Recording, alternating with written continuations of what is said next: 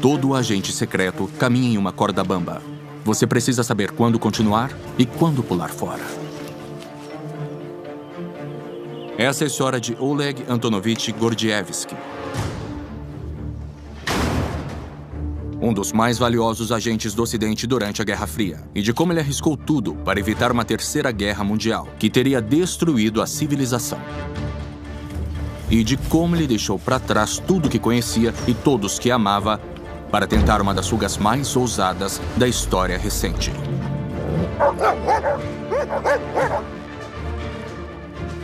Para Oleg Gordievsky, essa é a história de como o esclarecimento triunfou sobre o autoritarismo brutal e de como, no processo, ele se tornou o traidor de uma nação e o herói de outra.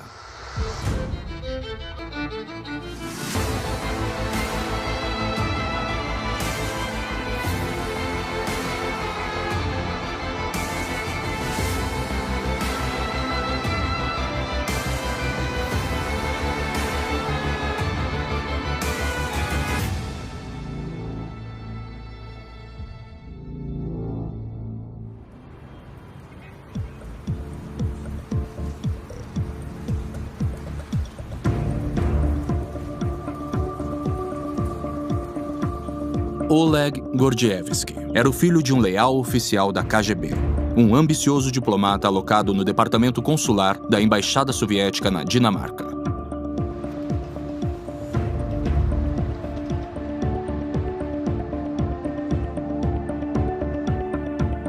Mas, na verdade, Gordievsky não era um diplomata, e sim um espião russo.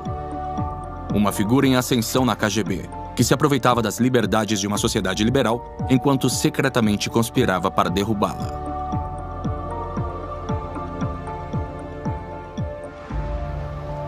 A Dinamarca era um estado na linha de frente, caso a Guerra Fria esquentasse. E é por isso que ela era importante.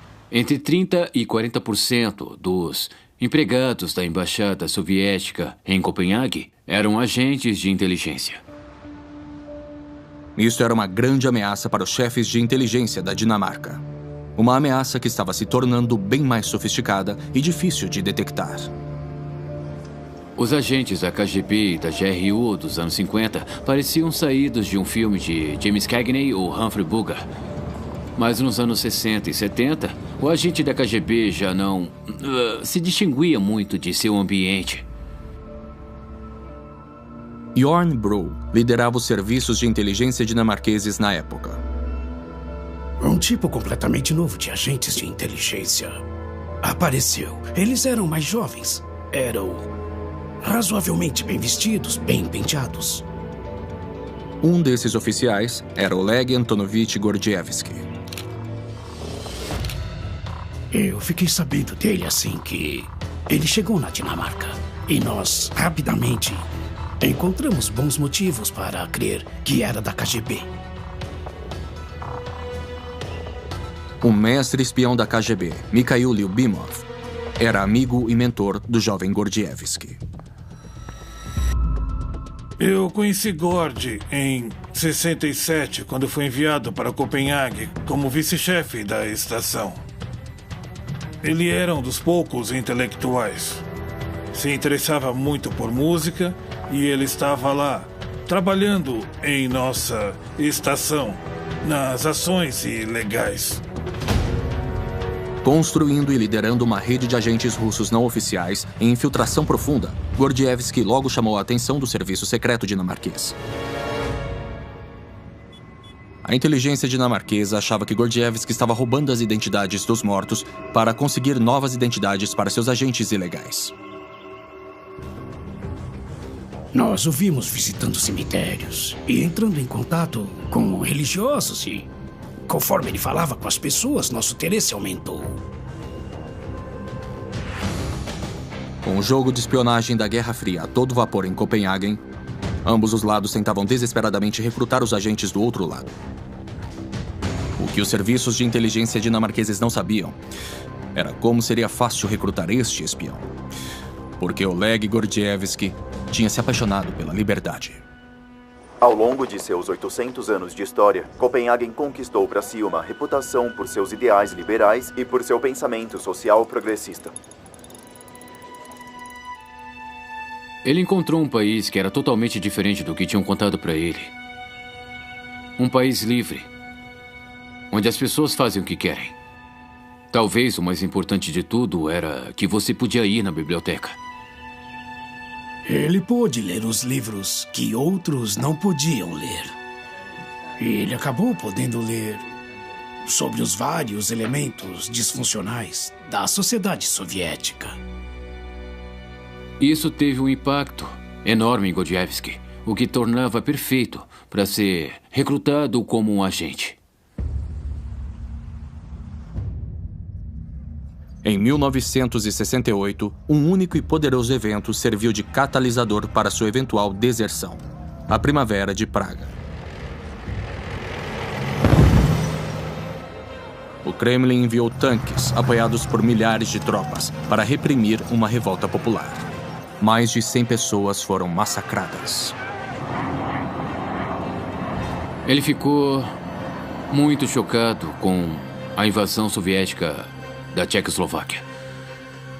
Ele pegou um dos telefones da embaixada e ligou para sua esposa na Rússia. E ele estava chorando sem parar e dizendo: agora tudo acabou. Gordievsky tinha perdido sua fé no sistema soviético. E a ligação foi um momento crucial.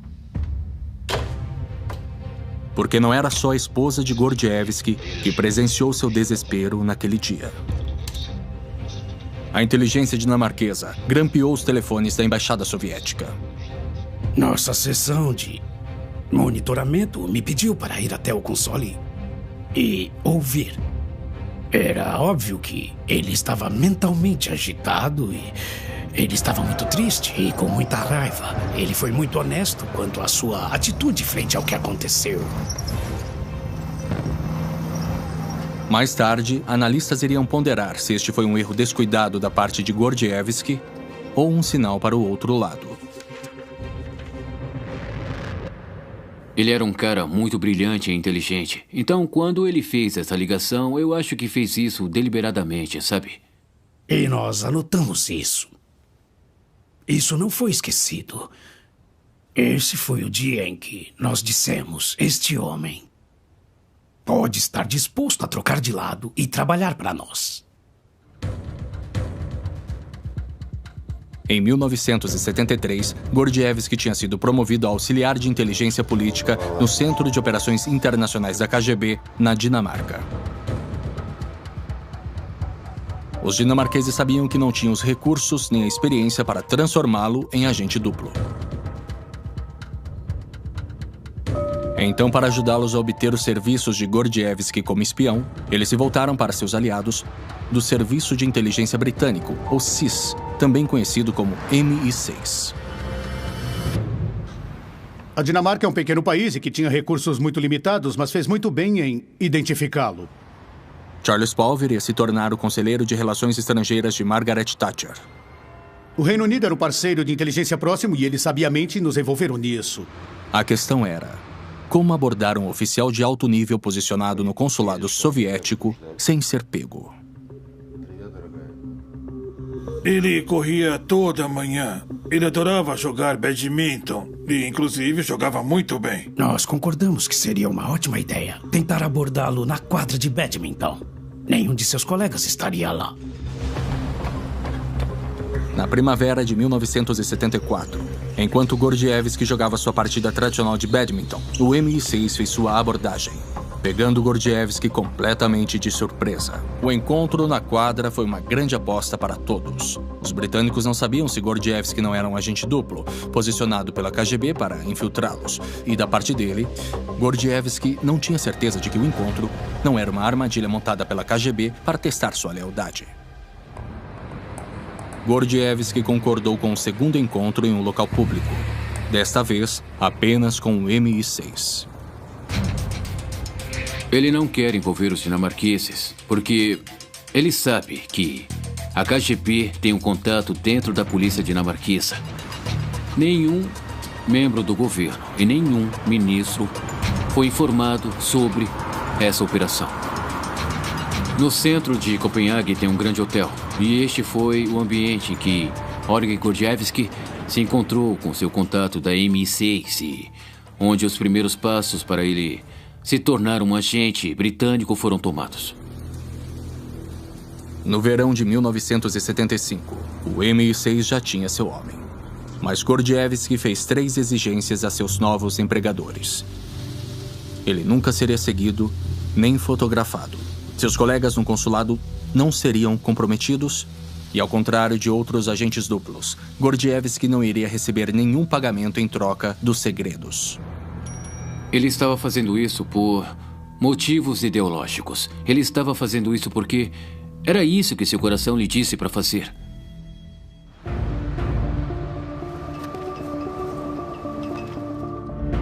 As primeiras missões de Gordievsky para o MI6 envolviam contrabandear documentos ultrasecretos microfilmados da Embaixada Soviética e passá-los para os encarregados britânicos numa clássica troca clandestina.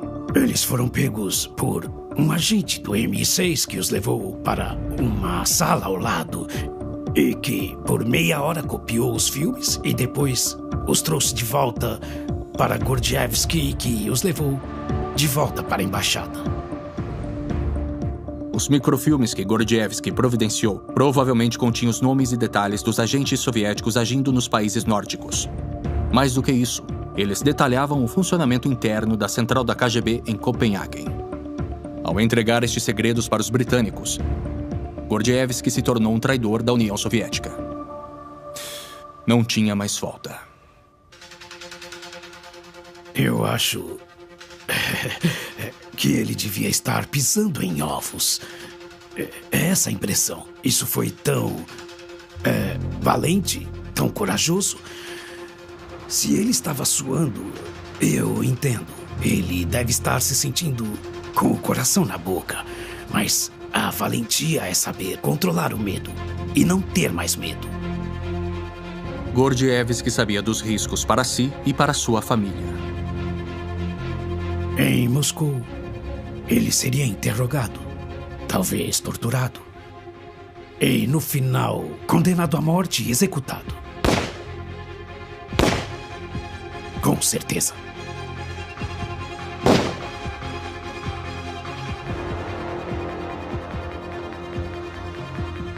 Por 4 anos, Gordievsky continuou entregando informações russas ultraconfidenciais para os britânicos. Mas em 1978, sua missão na Dinamarca chegaria ao fim. O MI6 estava para perder um de seus maiores trunfos. Para Gordievsky, os dias de glória de seu posto diplomático no Ocidente tinham acabado. Mais 4 anos iriam passar até que ele fosse reativado como espião britânico.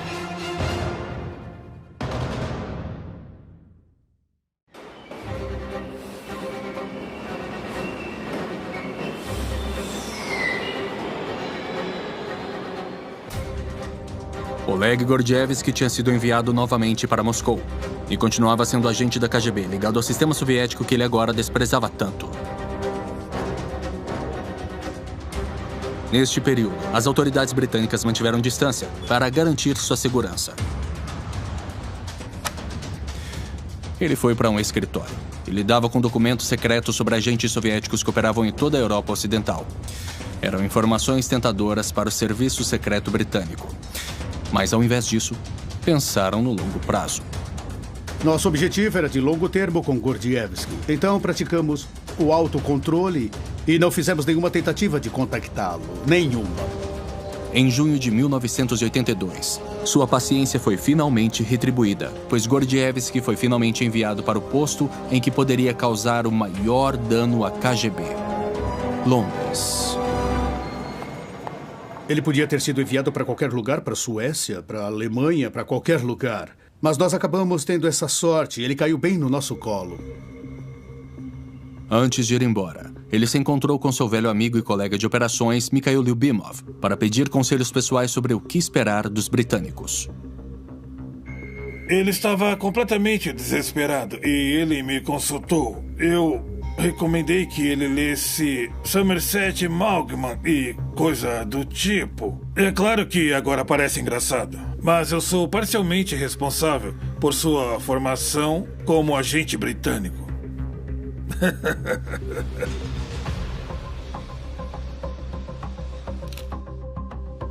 Durante seus 4 longos anos em Moscou, Gordievsky não tinha esquecido de seu treinamento.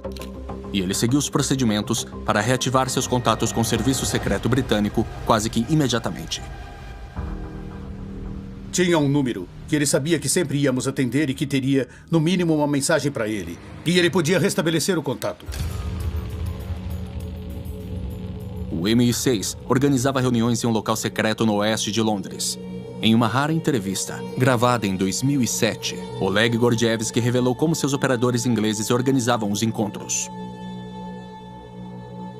Eu encontrava meus contatos britânicos uma vez por mês. Isso acontecia em Bayswater, em um pequeno flat que foi alugado pelo serviço.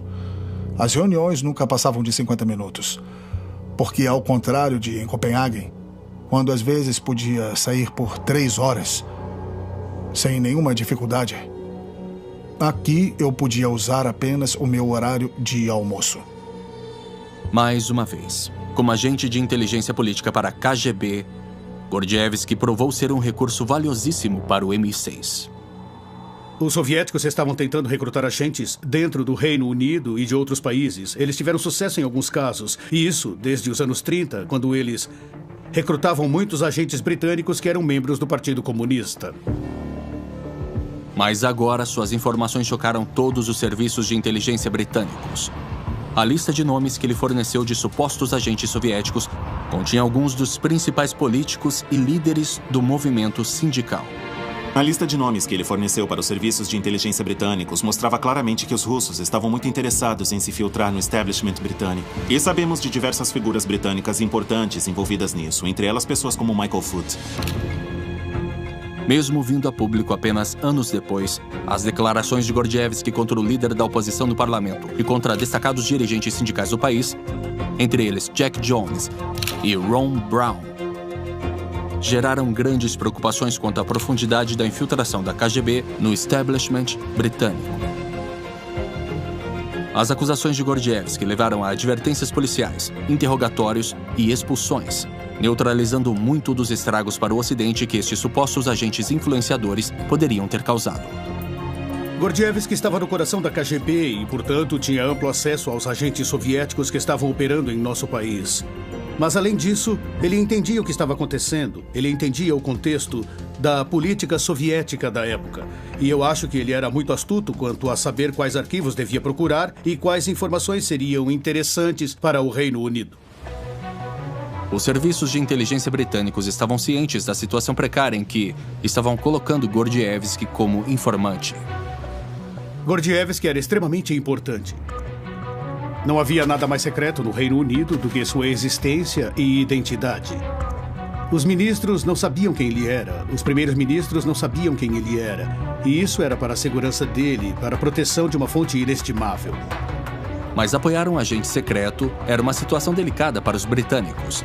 Diversas vezes, eles tiveram que dar a ele informações benignas ou falsas para levar a seus chefes da KGB para manter sua cobertura. O serviço secreto conseguiu fornecer a ele informações que não eram realmente muito secretas, mas que faziam parecer que ele tinha acesso a informações importantes e, portanto, era, um agente muito eficaz da KGB. Este plano foi tão bem sucedido que, em março de 1983, Gordievsky foi promovido ao posto de tenente-coronel da KGB e a chefe auxiliar da estação em Londres. Mas a essa altura, a CIA começou a se interessar muito nas informações de alto nível que estavam chegando de Londres. O presidente dos Estados Unidos, Ronald Reagan. Nos Estados Unidos, o presidente Ronald Reagan tinha sido eleito com uma plataforma muito anticomunista e estava subindo o tom de seus discursos. Obrigado. Em 8 de março de 1983, ele fez o discurso mais provocativo da Guerra Fria. Muito obrigado.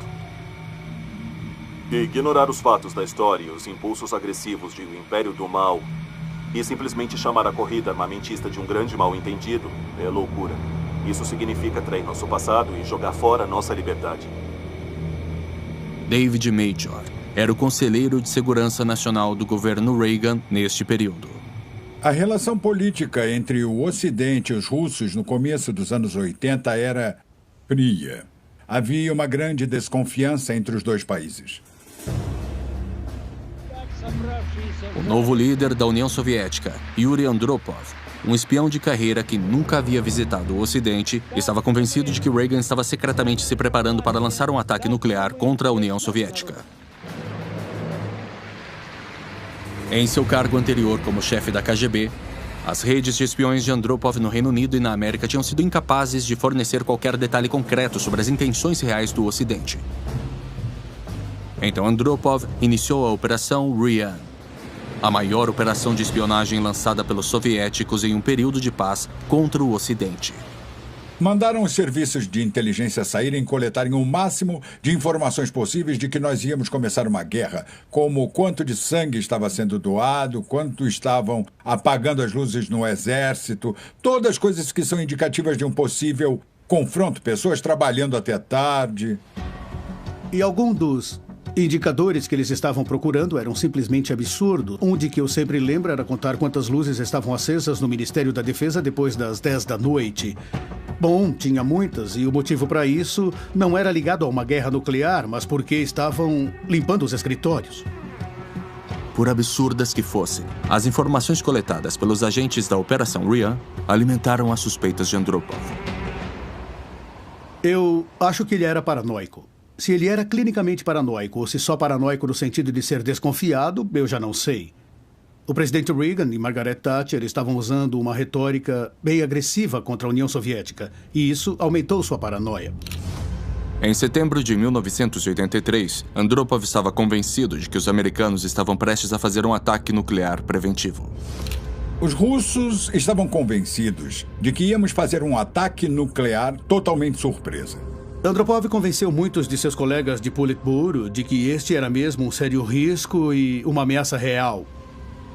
Então, no começo de novembro de 1983, para piorar a crescente tensão, o presidente Reagan autorizou um enorme exército militar da OTAN, Able Archer, um ensaio roteirizado do Armagedon.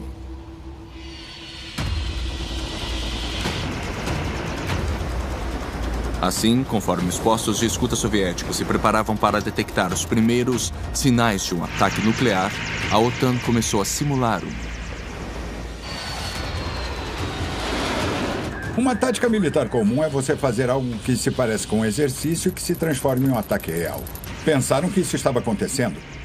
Acharam que nos preparávamos para a guerra. Então, nós estávamos caminhando na beira do precipício.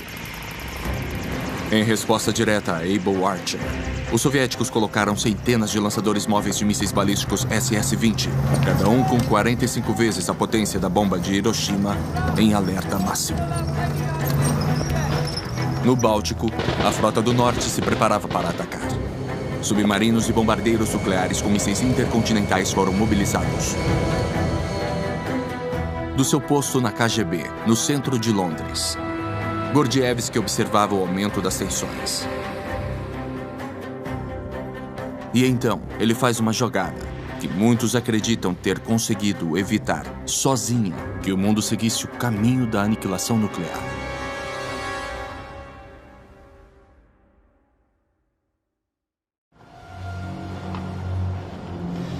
No começo de novembro de 1983, a liderança soviética estava convencida de que estava a poucos dias de uma guerra nuclear total.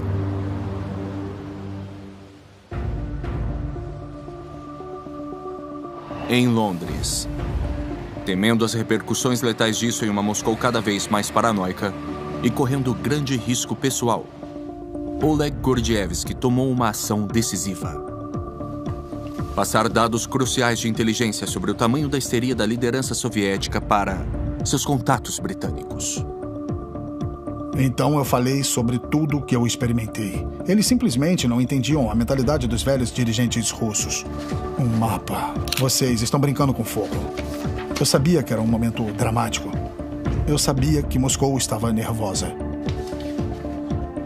Passar esses documentos para o outro lado era viver no fio da navalha. Ele estava arriscando a morte a cada vez que tirava um documento do escritório. E cada vez que se comunicava com a inteligência britânica, ele estava pondo sua vida em jogo.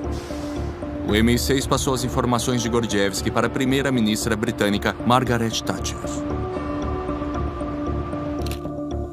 Thatcher se utilizou de sua relação especial com o presidente Reagan para passar essa informação para o coração da estrutura de comando americana. A premier Margaret Thatcher tinha uma comunicação muito eficaz com o presidente Reagan. Ela conseguiu persuadi-lo, apenas com base nas informações de Gordievsky, de que seus discursos estavam simplesmente inflamando as tensões com os russos e estavam alimentando sua paranoia com um ataque. Thatcher convenceu Reagan a amenizar sua retórica. E por canais diplomáticos diretos, os diplomatas americanos puderam oferecer garantias para seus parceiros soviéticos. Os dados de inteligência oferecidos pelo grande trunfo do MI6, Oleg Gordievsky, tinham salvo o mundo que estava à beira de uma guerra nuclear. Um espião salvou a paz.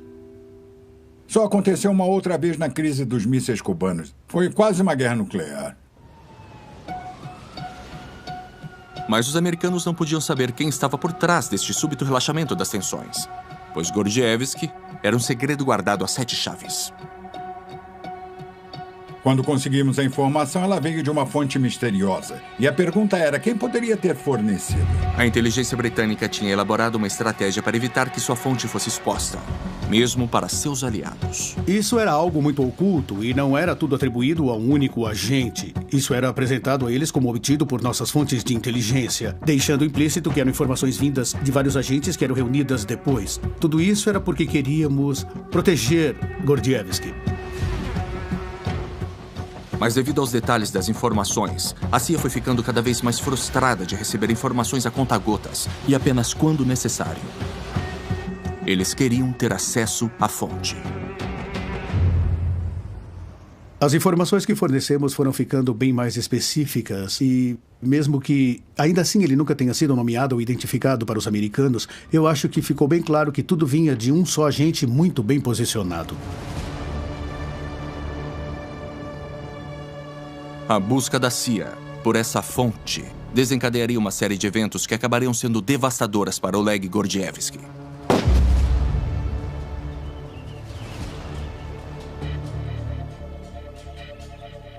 O homem que os americanos encarregaram de encontrar essa fonte era o chefe de contra-inteligência soviética da CIA, Aldrich Ames.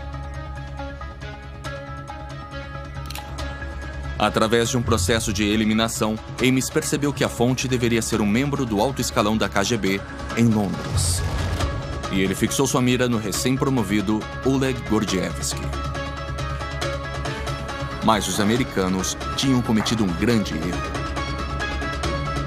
Mas o que a CIA não sabia é que, na verdade, o próprio Ames era um espião da KGB. Qual é a chance de uma coisa dessas acontecer? É totalmente improvável. Milton Burden era o chefe auxiliar da divisão da CIA para a União Soviética e o leste europeu. O Ames decidiu fechar todos os contatos que trabalhavam para a CIA. Talvez ele quisesse fechar todas essas operações porque ele temia que elas acabassem ajudando a comprometê-lo. Então ele decidiu fechar tudo. Aldrich Ames entregou aos russos uma mala cheia de segredos. E entre estes segredos estava a identidade de Oleg Gordievsky.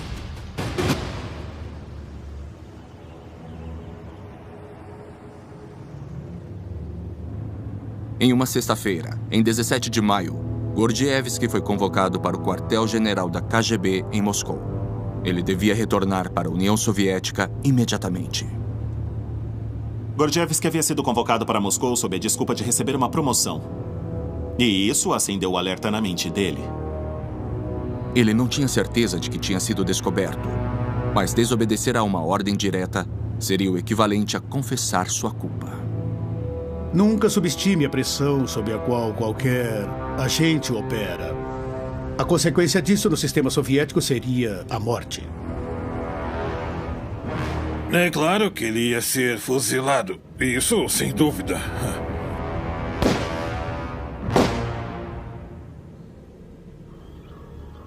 Ele sentiu que não tinha outra opção além de voltar para casa para encarar a KGB. Quase que imediatamente ele foi levado para um esconderijo da KGB. O plano deles era confrontá-lo com suas suspeitas cada vez maiores de sua traição.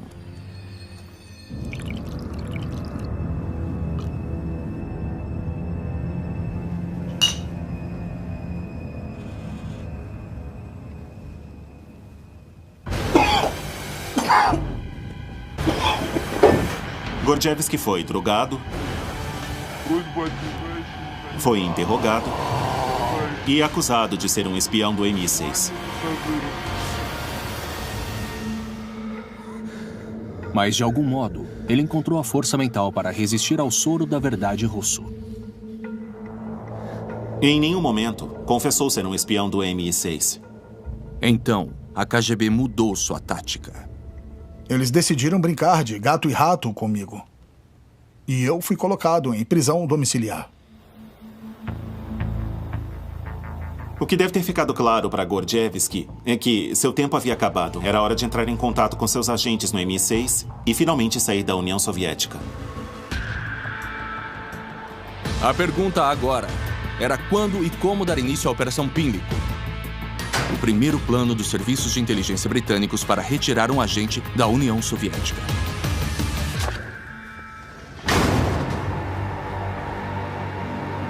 Em 77, quando fizemos o meu primeiro plano de fuga, eu já antecipava uma situação em que eu estaria sob grande suspeita, mas não ainda devidamente preso.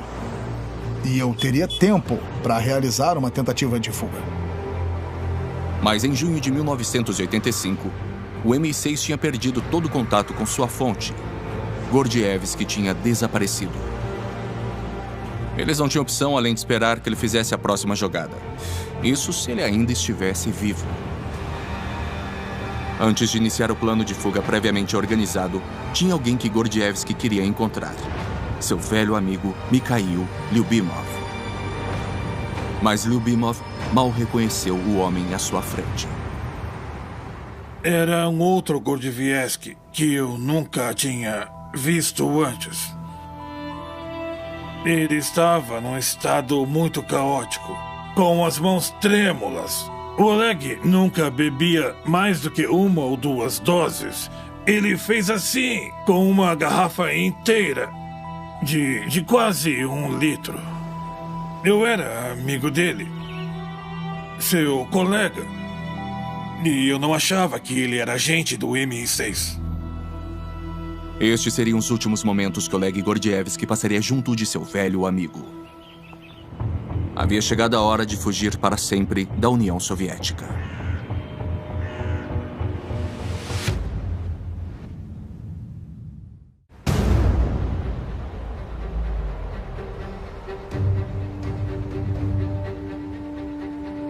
Oleg Gordievsky agora estava sob constante monitoramento por seus colegas da KGB.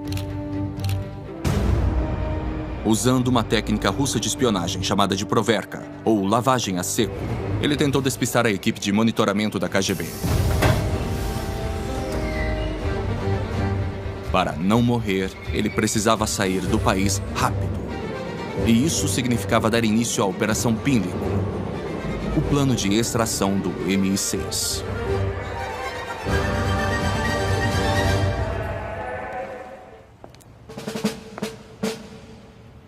Eu fui ao local marcado, exatamente às 7 da manhã. Perto do poste de luz, perto da estrada. De lá, Gordievsky fez um sinal aparentemente inócuo, expondo uma sacola de compras de um supermercado britânico. Eu fiquei com uma sacola plástica da Safeway nas mãos, por 6 minutos, para ser notado pelos britânicos. Era terça-feira. Isso significava que eu seria buscado em um sábado, da mesma semana, às 2 da tarde. O Gordievsky deve ter ido até lá torcendo para que os ingleses não ouvissem e dissessem: nossa, ele está ali, está sinalizando para nós. Para confirmar o sinal, um agente do MI6 apareceria no meio da multidão comendo uma marca pré-determinada de chocolates.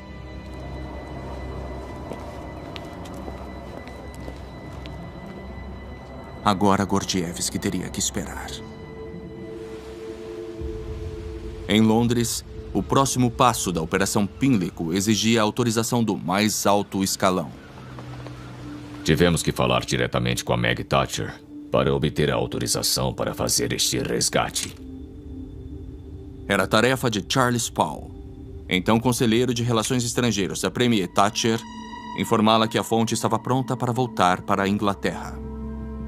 A Premier não estava em Londres, estava em Balmoral, e sua autorização era necessária, era muito secreto e não podíamos nos comunicar por telefone. Então alguém tinha que ir lá e falar diretamente com ela. Eu voei para a Escócia e dirigi até os portões de Balmoral. Tive que abrir caminho por vários pajes que estavam discutindo temas muito importantes, como se a rainha-mãe podia emprestar o gravador de VHS da rainha naquela noite ou não.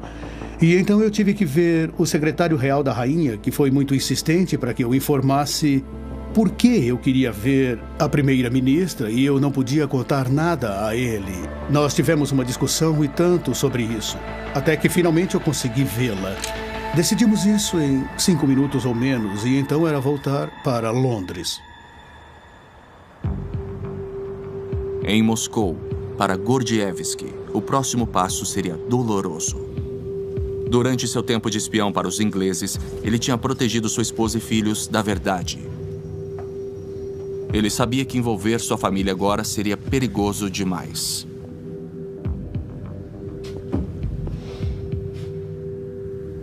Ele teria que fazer sua fuga, sem contar a eles para onde estava indo, nem por quê.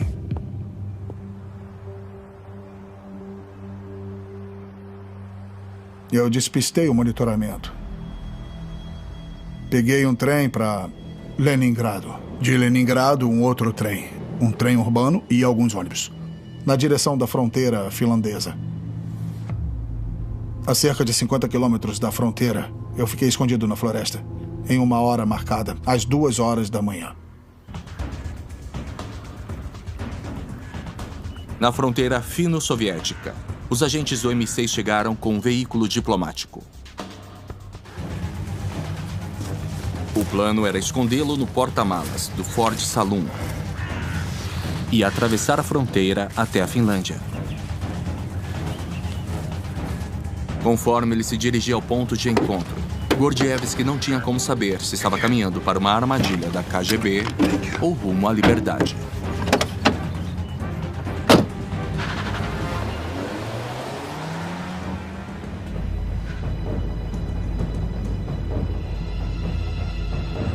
Na prática, sequestrar um agente da KGB e transportá-lo para fora das fronteiras da União Soviética era um plano extremamente arriscado. Esses agentes do M6 provavelmente também estavam sob observação, então tentar dirigir até a fronteira da Finlândia, tentar atravessar essa fronteira e tentar convencer os guardas da fronteira de que eles eram quem fingiam ser também era cheio de riscos.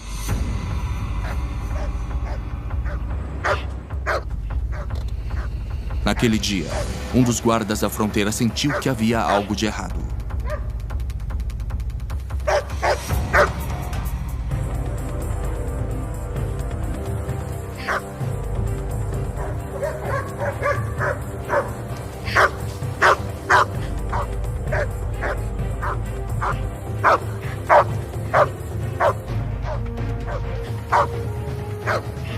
A agente mulher do MI6 precisava pensar rápido.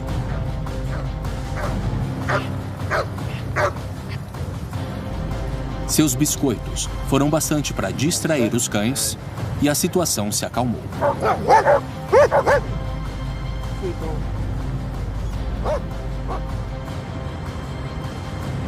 Ninguém queria perder tempo e ninguém abriu o porta-malas. E passamos pelos 5 postos de controle.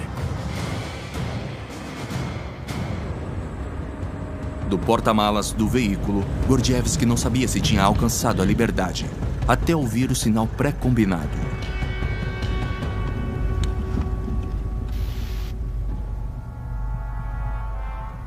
A melodia da suíte Finlândia de Sibelius. É uma história notável.